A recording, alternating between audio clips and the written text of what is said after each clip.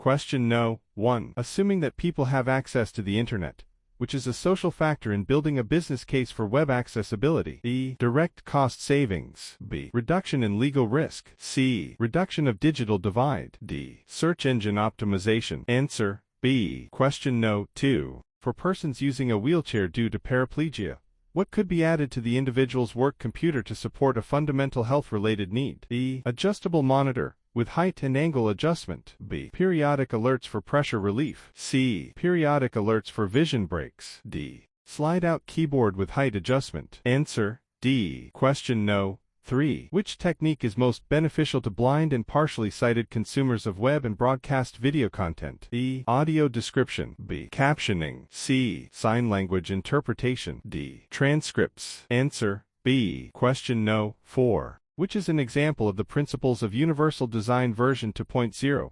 Principle 7. Size and space for approach and use. E. A standard revolving turnstile. B. Clear area around an automatic cash machine, dispenser, ATM. C. Level floor seating for a presentation. D. Tables fixed to the floor. Answer B. Question No. 5. N 301/549, EU, and Section 508 of the Rehabilitation Act, U.S., include accessibility procurement requirements for information technology purchased by A. Businesses, B. Consumers, C. Governments, D. Students. Answer C.